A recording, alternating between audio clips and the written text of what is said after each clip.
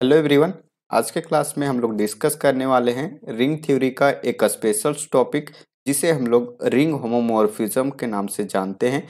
तो लेक्चर्स के अंत तक बने रहिए और चैनल पे नए हो तो प्लीज सब्सक्राइब करके बेल आइकन जरूर प्रेस कर दें। तो देखिए रिंग होमोमॉर्फिज्म्स का टॉपिक कौन सा है। तो इस क्लास में स्पेशली मैं डिस्कस करने वाला हूँ रिंग होमोमॉर्फिज्म्स को काउंट कैसे करते हैं जब हमारे पास जो रिंग हो डोमेन में वो जेड हो और को डोमेन में रिंग क्या हो, इस तरह से प्रोडक्ट ऑफ द रिंग हो, जिसमें अगर बाइनरी ऑपरेशंस की बात करें तो यहाँ बाइनरी ऑपरेशंस हमारा होता है component wise additions and component wise multiplications, और इस जेड के लिए क्या होता है सिंपल एडिशंस एंड मल्टीप्लिकेशंस। तो ये आपको बाइनरी ऑपरेशंस ध्यान में रखना बहुत जरूरी है। तो यहाँ जैसे कि आपको फंक्शंस डिफाइन करके दिया गया है F such that Z to Z cross and so on Z cross. ये जो जेड है वो कितने टाइम्स है, ये एन टाइम्स जेड को रिप्रेजेंट कर रहा है। तो इस एन को क्या किया हुआ मैं फर्स्ट केसेस में डिफाइन किया हुआ कि एन का वैल्यू अगर हम 2 ले लेते हैं तो उस केस में हमें कितना रिंग होमोमॉर्फिज्म्स मिलता है, और इसी को फिर हम लोग एक्सटेंड कर देंगे एन के लिए। सिमिलरली आपको एन के लिए भी वो बता देगा कि कितने रिंग होमोमॉर्फिज्म्स आपको मिल सकते हैं जब आपके पास कोड डोमेन में एन रिंग्स ऑफ प्रोडक्ट्स में लिखा जाए। तो देखिए ये क्या है, हमारे पास यहाँ रिंग होमोमॉर्फिज्म्स इस तरह से डिफाइन किया गया है। क्या है ring homomorphism? F such that Z to Z cross Z. यहाँ बाइनरी ऑपरेशंस जैसे कि अभी मैंने आप लोगों को बताया कि component wise additions and component wise multiplications होता है, और यहाँ जो हमारे पास ऑपरेशंस होता है वो सिंपल एडिशंस एंड मल्टीप्लिकेशंस। तो सबसे पहले हम लोग रिंग होमोमॉर्फिज्म्स को डिफाइन करने के पहले हम लोग क्या दिखाएंगे कि एक एलिमेंट हम लोग लेते हैं किससे, जेड से।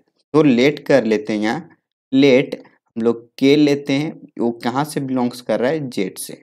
अब इस के को हम लोग क्या करेंगे, इसे ब्रेक कर देंगे के टाइम्स में। तो इसको हम लोग क्या लिख सकते हैं, 1+1+1+ एंड सो ऑन +1। ये कितने टाइम्स होगा, अगर 1 को करेंगे तो ये हमारे पास के टाइम्स आएगा। अब के टाइम्स 1 आएगा तो ऐड करने के बाद हमें के मिल जाएगा इसके जैसा। अब हम लोग यहाँ क्या करेंगे, फंक्शंस अप्लाई कर देंगे। तो फंक्शंस क्या है, हमारा एफ है, तो ये हो जाएगा F of K equal to F of 1+1+1+ and so on plus ये 1। अब हम लोग यहाँ क्या यूज करेंगे, जो हमारे पास रिंग होमोमॉर्फिज्म्स का डेफिनेशन है उसका। तो रिंग होमोमॉर्फिज्म्स का फर्स्ट डेफिनेशन क्या कहता है कि अगर दो एलिमेंट हम लोग किससे लेते हैं, डोमेन से, तो इसको हम लोग F of A plus B equal to यहाँ, और यहाँ क्या हो जाएगा एफ ऑफ ए प्लस ये एफ ऑफ बी हो जाएगा। मतलब अगर हमारे पास डोमेन में सम के फॉर्मेट है तो ये हमारे पास इस तरह से लिखा जा सकता है। तो इसको हम लोग एज इट इज ऐसा ही लिखने की कोशिश करते हैं। तो ये हमारे पास क्या आ जाएगा, F of 1 plus F of 1 plus and so on plus F of 1। तो ये हमारे पास कितने टाइम्स आएगा, तो ये के टाइम्स आएगा। तो ये जो हमारे पास F of K equal to मिला, वो क्या मिला, के इंटू एफ ऑफ 1 मिला। अब ये जो एफ ऑफ 1 है उसे हम लोग क्या बोलेंगे, तो लेट कर लेते हैं हम लोग यहाँ कि जो हमारे पास एफ ऑफ 1 है वो एक्स है। तो हम लोग यहाँ क्या लिख सकते हैं, F of K equal to K into x. तो ये हमारे पास इस तरह से आ गया। अब स्पेशली हमारे पास एक प्रॉपर्टीज होता है रिंग होमोमॉर्फिज्म्स को फाइंड करने के लिए। प्रॉपर्टीज क्या है वो हम लोग यहाँ से सबसे पहले जानते हैं। देखिए आपके मन में एक सवाल यहाँ आ सकता है कि इस के को हम लोग 1+1 के फॉर्मेट में ही क्यों लिखे, इसको हम लोग 2+2 के रूप में क्यों नहीं लिखे, ये आपको सोचना चाहिए था। तो इस चीज का आंसर सिंपली ये है कि यहाँ जो 1 रिप्रेजेंट करता है वो क्या रिप्रेजेंट करता है, हमारे पास जो डोमेन जेड है इस डोमेन के पास आइडम्पोटेंट एलिमेंट को रिप्रेजेंट करता है। और हम लोग जानते हैं कि 1 क्या है, हमारा आइडम्पोटेंट एलिमेंट है इन जेड में। सिमिलरली यहाँ अगर हमारे पास एफ ऑफ वन जो हो वो क्या हो जाएगा, आइडम्पोर्टेंट एलिमेंट हो जाएगा किस में, तो ये जेड क्रॉस जेड में। अब ये एफ ऑफ वन आइडम्पोर्टेंट एलिमेंट होगा तो वो किस तरह से दिखेगा, तो जैसे कि आपको पता है कि ये हमारे पास किससे बिलोंग्स कर रहा है, तो जेड क्रॉस जेड से बिलोंग्स कर रहा है। और हम लोग जानते हैं कि जेड के पास दो आइडम्पोर्टेंट एलिमेंट होता है। आइडम्पोर्टेंट एलिमेंट किस टाइप के होंगे, यहाँ 0 और 1 के फॉर्मेट में होता है, और सिमिलरली इस जेड के पास भी 0 एंड 1 के फॉर्मेट में होगा।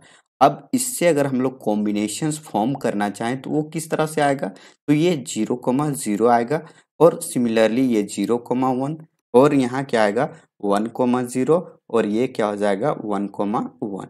तो ये हमारे पास क्या आ गया, ये आइडम्पोर्टेंट एलिमेंट आ गया। और ये आइडम्पोर्टेंट एलिमेंट किसका है, तो ये जेड क्रॉस जेड का आइडम्पोर्टेंट एलिमेंट। ये कितने हैं, टोटल हमारे पास 4 आइडम्पोर्टेंट एलिमेंट आ गए। अब इस आइडम्पोर्टेंट एलिमेंट को हम लोग यहाँ फाइंड क्यों कर रहे हैं, क्योंकि हमारे पास रिंग होमोमॉर्फिज्म्स का प्रॉपर्टीज क्या कहता है कि अगर हमारे पास डोमेन में आइडम्पोर्टेंट एलिमेंट्स मिल रहा है तो उसका इमेज क्या होगा, आइडम्पोर्टेंट एलिमेंट जरूर मिलेगा। और ये कब मिलेगा, अंडर रिंग होमोमॉर्फिज्म। तो ये क्या होगा, अंडर रिंग होमोमॉर्फिज्म। मतलब अगर यहाँ रिंग होमोमॉर्फिज्म्स एग्जिस्ट करेगा तो जो हमारे पास आइडम्पोर्टेंट एलिमेंट होगा उसका इमेज भी हमें क्या मिलेगा, आइडम्पोर्टेंट एलिमेंट ही मिलेगा। तो ये हमारे पास नंबर ऑफ होमोमॉर्फिज्म्स बताने का तरीका होता है। तो अब हम लोग क्या करेंगे, x के जगह पे एक एक करके इसे यहाँ रख देंगे। तो देखिए ये क्या आ जाएगा, f of k equal to K times 0,0। तो इसे हम लोग क्या लिख सकते हैं, 0,0। सिमिलरली ये f of k equal to क्या आएगा, के टाइम्स 0,1, जिसे हम लोग क्या लिख सकते हैं, 0,k लिख सकते हैं। सिमिलरली यहाँ क्या हो जाएगा, f of k equal to K into 1,0 equal to ये क्या आएगा, k,0, और यहाँ क्या आ जाएगा, f of k into 1,1 k लिख सकते हैं। तो ये हमारे पास क्या आ गया, number of ring homomorphism from f such that z to z cross z में। तो ये कितने होमोमॉर्फिज्म्स मिले हमें, तो टोटल 4 होमोमॉर्फिज्म्स मिले। अब इस 4 को हम लोग इस तरह से लिख सकते हैं, टू द पावर 2 के फॉर्मेट में।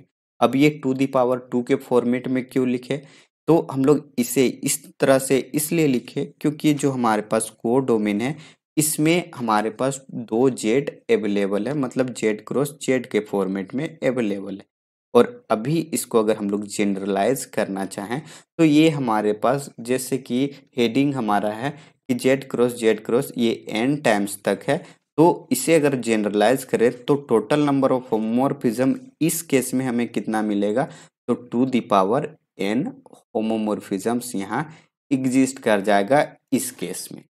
तो इस तरह से हम लोग क्या करते हैं, जब भी हमारे पास इस तरह से फंक्शंस डिफाइन हो और ये बता दे कि ये होमोमॉर्फिज्म फॉर्म कर रहा है तो वो कितने होमोमॉर्फिज्म फॉर्म करेगा इस तरह के, तो वो मैंने आप लोगों को यहाँ दिखा दिया कि जो टोटल नंबर ऑफ होमोमॉर्फिज्म्स होगा from Z such that Z cross Z में, तो वो हमारे पास टोटल 4 नंबर ऑफ होमोमॉर्फिज्म्स मिल जाएगा।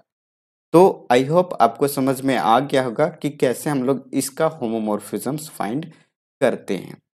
तो ये है इसका होमोमॉर्फिज्म्स फाइंड करने का तरीका। सिमिलरली अगर आपको कोई यहाँ ऐसे पूछ दे कि अगर हमारे पास F such that Z cross यहाँ जेड क्रॉस जेड 3 टाइम्स तक है, ये कितने total number of homomorphisms form करेगा, तो ये टू द पावर 3 मतलब ये 8 टाइम्स फॉर्म करेगा। और ये जो क्वेश्चंस था वो एक्चुअली आज के जो कम्युनिटी टैब था उसमें मैं ये क्वेश्चंस दिया हुआ था जिसका सॉल्यूशंस मैं ये आपको इस फॉर्मेट में बता दिया हूँ। तो आप लोग इस लेक्चर्स को जरूर चेकआउट कीजिएगा और उस क्वेश्चंस को भी जरूर देखिएगा। तो आई होप आपको समझ में आ गया होगा। इसका एक्सप्लेनेशंस अगर कोई इसमें क्वेरी हो तो आप ज़रूर कमेंट कीजिए ताकि उसे देख करके उस पे काम करूं और आपको बताने की कोशिश करूं। तो चलिए फिर मिलते हैं हम लोग नेक्स्ट लेक्चर्स में। जाते जाते फिर बता देता हूं कि अगर आप मेरे चैनल पे नए हो तो please like share and subscribe ज़रूर करें और अपने दोस्तों के साथ शेयर करके उन्हें भी मेरे क्लासेस को फॉलो करने ज़रूर बोलें। तो thank you so much for watching this video. Bye bye, take care.